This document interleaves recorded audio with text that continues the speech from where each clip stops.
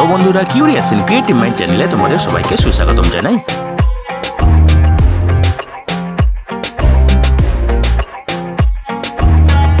Hello বন্ধুরা, তোমরা সবাই কেমন আছো? আশা করি তোমরা সবাই ভালো আছো। তো আমরা আজকের এই ভিডিওতে ভারত ইলেকট্রনিক্সে নিয়োগের ব্যাপারে আলোচনা করব।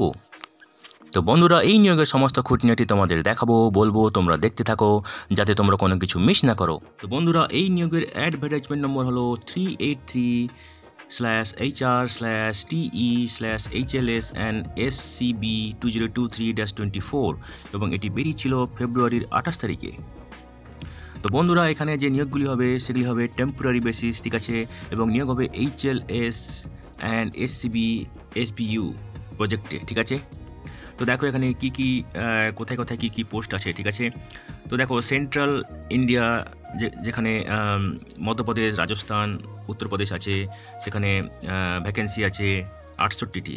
পূর্ব ভারতে আছে বিহার, ছত্তিশগড়, ঝাড়খণ্ড, ওড়িশা, পশ্চিমবঙ্গ, এখানে আছে 86টি, ঠিক আছে।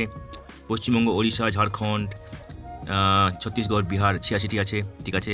পশ্চিম ভারতে দেখো গুজরাট, গোয়া, মহারাষ্ট্র, এখানে আছে 139টি, ঠিক আছে।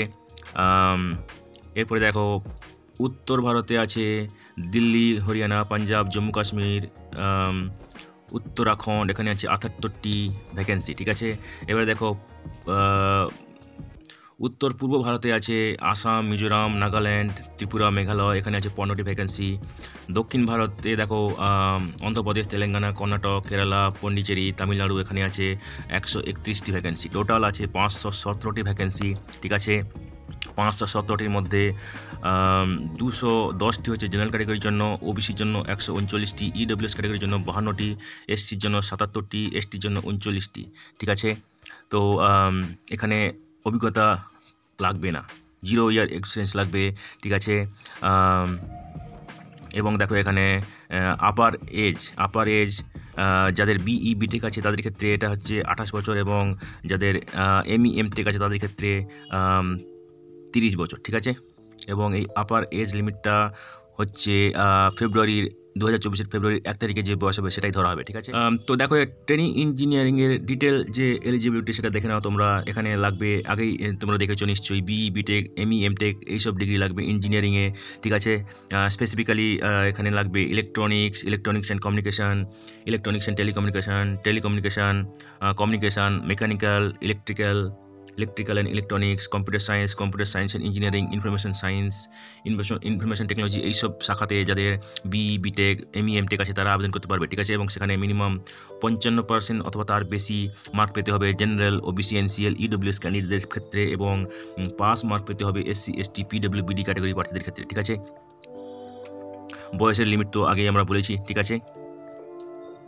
তো দেখো এখানে নিয়োগ হবে ট্রেনি ইঞ্জিনিয়ার 1 পদে, ঠিক আছে। এবং ইনিশিয়ালি এখানে 2 বছরের জন্য নিয়োগ করা হবে, ঠিক আছে। এবং এরপরে আরও 1 বছর এক্সটেন্ড হতে পারে, ম্যাক্সিমাম 3 বছর এক্সটেন্ড হতে পারে, ঠিক আছে। তো দেখো বেতন তোমরা কত পাবে। প্রথম বছরে পাবে তোমরা 30,000 টাকা প্রতি মাসে, ঠিক আছে। দ্বিতীয় বছরে পাবে 35,000 টাকা প্রতি মাসে, এবং তৃতীয় বছরে পাবে 40,000 টাকা প্রতি মাসে, ঠিক আছে। তো দেখো বন্ধুরা, যাদের আইটি সাপোর্টের অভিজ্ঞতা আছে, PC maintenance, network switch and associated software, hands on experience, IT engineer যাদের অভিজ্ঞতা আছে তাদের বেশি প্রেফারেন্স দেওয়া হবে, ঠিক আছে। এবং অবশ্যই যারা এখানে আবেদন করবে তাদেরকে ইংরেজি, হিন্দি এবং রিজনাল যে ভাষা আছে সেগুলো পড়তে, বলতে এবং লিখতে পারতে হবে, ঠিক আছে। তো এবারে দেখো যারা এখানে ট্রেনিং ইঞ্জিনিয়ার হিসেবে জয়েন করবে তাদেরকে কী করতে হবে, ঠিক আছে। তো দেখো অবশ্যই call management and onsite support of install IT infra, coordinate with third parties hardware vendors for call logging and resolution এসব করতে হবে, ঠিক আছে। তারপরে দেখো monitoring, preventing, maintenance of health of all IT infrastructure, provide necessary assistant, insight audit, IT hardware training, log and report, security violation এসব করতে হবে। রেগুলার ইন্টারাকশন করতে হবে project nodal officer, customer central team for maintenance of site issue log রেসলিউশন, ঠিক আছে। Prepare share reports with regional managers এসব করতে হবে, ঠিক আছে। মনিটর ল্যান্ড নেটওয়ার্ক, ঠিক আছে। মনিটর WAN MPLS কানেক্টিভিটি, ঠিক আছে, এইসব কাজ করতে হবে, ঠিক আছে। তো এবারে দেখো কীভাবে সিলেক্ট করা হবে, সিলেকশন প্রসিডিওর, ঠিক আছে। তো এখানে বেসিক্যালি একটা লিখিত পরীক্ষা নেওয়া হবে, ঠিক আছে। লিখিত পরীক্ষার পরে তোমাদের একটা ইন্টারভিউ নেওয়া হবে এবং লিখিত পরীক্ষার ভেন্যু এবং কবে নেওয়া হবে সেটা তোমাদেরকে পরে জানানো হবে, ঠিক আছে।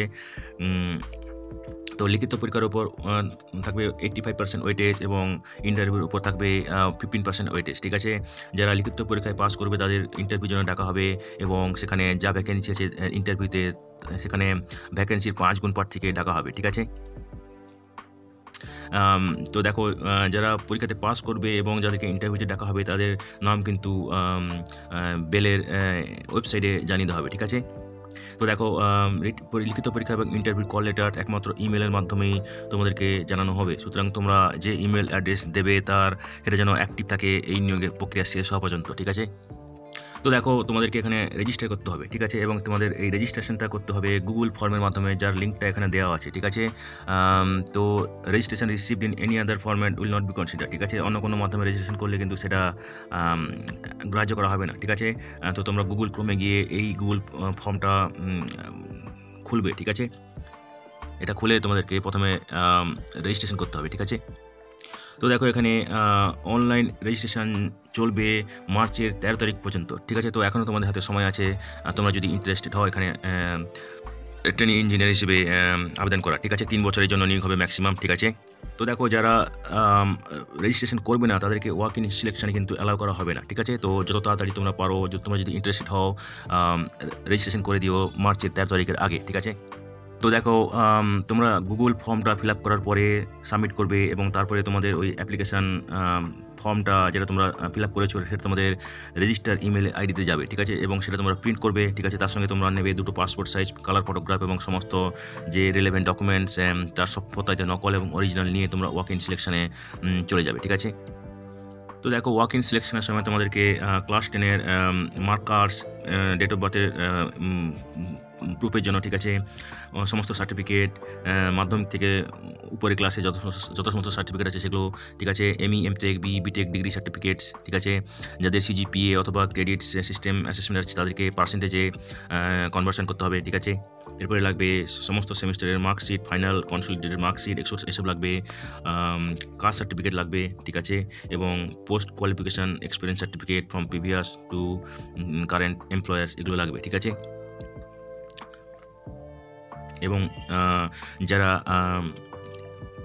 গভর্নমেন্ট অর্গানাইজেশন পিএসইউতে কাজ করছে বর্তমানে তাদের ক্ষেত্রে নো অবজেকশন সার্টিফিকেট লাগবে, ঠিক আছে, এবং কপি অফ এসবিআই রিসিপ্ট লাগবে, ঠিক আছে। মানে তোমাদের অ্যাপ্লিকেশন ফি যে তোমরা পেমেন্ট করেছো তার একটা রিসিপ্ট কপি লাগবে, ঠিক আছে। তো দেখো এখানে একটা অ্যাপ্লিকেশন ফি আছে যেটা হচ্ছে 150 টাকা, তার সঙ্গে 18% জিএসটি আছে, ঠিক আছে। তো এই ফিটা অ্যাপ্লিকেবল জেনারেল ক্যাটাগরি, ওবিসি এবং ইডব্লিউএস ক্যাটাগরির জন্য, এবং যারা পিডব্লিউবিডি, এসসি, এসটি ক্যাটাগরি আছে তাদের ক্ষেত্রে এই অ্যাপ্লিকেশন ফিটা দিতে হবে না, ঠিক আছে। তো অ্যাপ্লিকেশন ফিটা তোমরা দিতে পারবে এসবিআই কালেক্টের মাধ্যমে অনলাইন মোডে এসবিআই ব্রাঞ্চে গিয়ে, ঠিক আছে। এবং তোমরা সেখানে বেল পেমেন্ট লিঙ্কে অথবা লিঙ্ক অ্যাভেলেবেল থাকলে যেটা হবে সেটা হচ্ছে বেল ওয়েবসাইট, তারপরে সিলেক্ট করতে হবে পিএসইউ পাবলিক সেক্টর আন্ডারটেকিং, তারপরে ভারত ইলেকট্রনিক্স লিমিটেড, ঠিক আছে, এবং তারপরে তোমাদেরকে পেমেন্ট ক্যাটাগরি সিলেক্ট করতে হবে, ঠিক আছে, যেটা হচ্ছে training engineer 1, HLS, SCB, SBU, pan India, ঠিক আছে। এবং এসবিআই লিঙ্ক তোমাদের দেওয়া আছে এখানে, ঠিক আছে। এটা হচ্ছে https://www.onlinesbi.sbi/icollecthome.htm। তো এই লিঙ্কটা দিয়ে তোমরা পেমেন্ট করতে পারবে, ঠিক আছে। এবারে দেখো যাদেরকে সিলেক্ট করা হবে তাদেরকে মেডিকেল ইন্স্যুরেন্স দেওয়া হবে 2 লাখ প্রতি মাসে এবং 5 লাখ টাকা প্রতি বছর লাইফ কভার ইন্স্যুরেন্স দেওয়া হবে, ঠিক আছে। এছাড়াও তোমরা পাবে 12,000 টাকা মেডিকেল ইন্স্যুরেন্স প্রিমিয়ামের জন্য, ঠিক আছে, অ্যাটায়ার অ্যালাউয়েন্স, টিচিং চার্জেস, ফুটার অ্যালাউয়েন্সেস এসবের জন্য তোমরা পাবে 12,000 টাকা প্রতি বছরে, ঠিক আছে। তো দেখো অ্যাপ্লিকেশান অ্যান্ড প্রেসক্রাইব ফরম্যাটের জন্য তোমরা এই ওয়েবসাইটে ভিজিট করবে, যেটা হলে www.bell-india.in/careers, ঠিক আছে। এবং অ্যাপ্লিকেশানের ব্যাপারে এবং ফির ব্যাপারে তোমাদের যদি কোনো কোশ্চেন থাকে তাহলে তোমরা এই ইমেল অ্যাড্রেসে ইমেল করতে পারো, যেটা হচ্ছে rechr4042@bell.co.in, এবং ফোন নম্বরও দেওয়া আছে, সেটা হচ্ছে 080-221-95629, ঠিক আছে। তো বন্ধুরা, আজকের এই ভিডিওতে আমরা যে কাজের খবরটা নিয়ে আলোচনা করলাম, আশা করি সেটা তোমাদের কাজে লাগবে। তোমরা যারা আবেদন করতে ইচ্ছুক, তোমরা এলিজিবল নাকি চেক করে সমস্ত কিছু ডকুমেন্ট জোগাড় করে শেষ তারিখের আগে আবেদন করে দিও, ঠিক আছে? তো বন্ধুরা, পাশে থেকো, দেখতে থেকো, আর ভিডিওটি ভালো লাগলে তবে একটা লাইক দেবে আর সাপোর্ট করবে, আর ভিডিওটি তোমাদের জানাশোনাদের সঙ্গে অবশ্যই শেয়ার করবে। আর নতুন ভিউয়ার্সরা অবশ্যই আমাদের চ্যানেলটিকে সাবস্ক্রাইব করে রাখবে, যাতে করে তোমরা এই ধরনের নতুন নতুন কাজের খবর নিয়মিতভাবে পেয়ে যেতে পারো। তো বন্ধুরা, ভালো থাকবে, সুস্থ থাকবে, দেখা হবে তাহলে পরের ভিডিওতে আবার।